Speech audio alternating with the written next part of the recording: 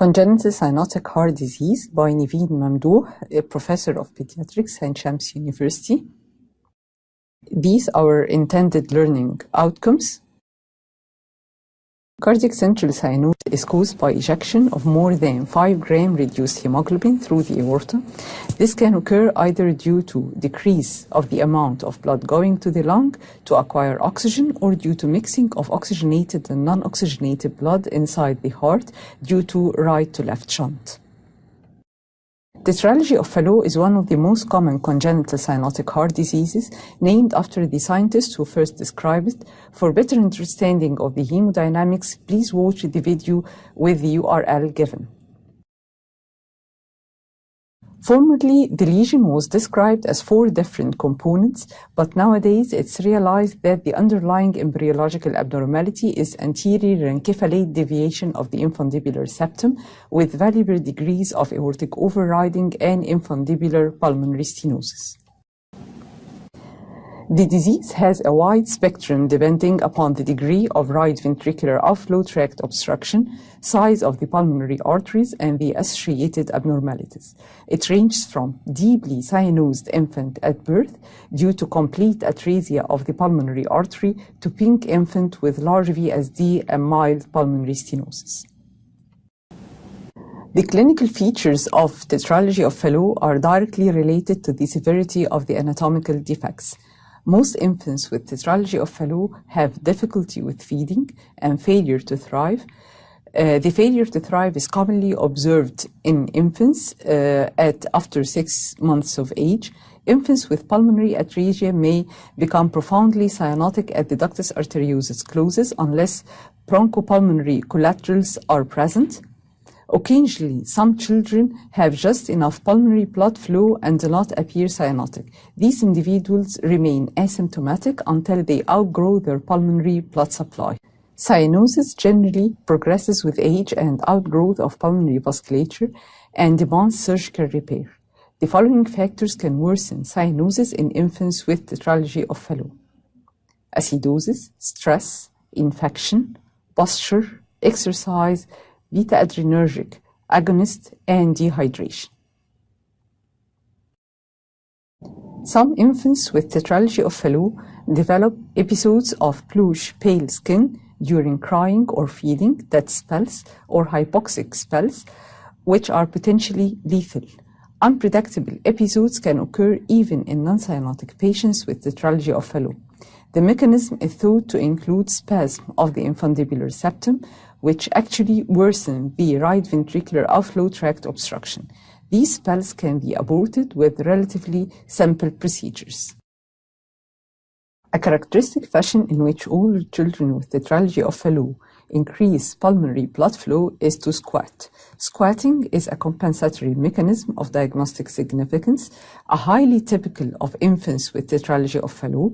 Squatting increases peripheral vascular resistance and thus decreases the magnitude of the right to left shunt across the ventricular septal defect. Exertional dyspnea usually worsens with age. Occasionally, hemoptysis due to rupture of the bronchial collaterals may result in older children. The rare patient may remain marginally and cyanotic or acyanotic and asymptomatic into adult life. Most infants with tetralogy of Fallot are smaller than expected for age. Cyanosis of the lips and nail bed is usually pronounced at birth after age of 3 to 6 months, and the fingers and toes show clumping. A systolic thrill is usually present anteriorly along the left sternal border. A harsh systolic ejection murmur is heard over the pulmonic area and the left sternal border. When the right ventricular outflow tract obstruction is moderate, the murmur may be inaudible. More cyanotic patients have severe obstruction and a softer murmur. The S2 is usually single. The pulmonic valve closure is not heard. During cyanotic episodes, murmur may disappear, which is suggestive of lessened RV outflow to the pulmonary arteries. In individuals with aortopulmonary collaterals, continuous murmur may be auscultated. Thus, an acyanotic patient with tetralogy of Fallot has a long, loud systolic murmur with a thrill along the RVOT. The following may also be noted. RV predominance on palpation, may have a bulging left hemithorax, aortic ejection click, squatting position compensatory mechanism, scoliosis common, retinal engorgement, and hemopsis. The main investigation tools are arterial blood gases and oximetry. The arterial blood gases results show varying oxygen saturation, but pH and partial oxygen of carbon dioxide are normal unless the patient is in extreme, such as in a TET spell. Oximetry is particularly useful in dark-skinned patient or an anemic patient whose level of cyanosis is not apparent. Generally, cyanosis is not evident until 3 to 5 grams per deciliter of reduced hemoglobin is present. Initially, chest radiographs may not reveal any abnormality. However, diminished vascularity in the lungs and diminished prominence of the pulmonary arteries gradually become apparent. The hallmark of tetralogy of Fallot is the classic boot-shaped heart, which is called current support. Echocardiograms will usually reveal a large VSD with an overriding of the aorta and the variable degrees of the right ventricular outflow tract obstruction.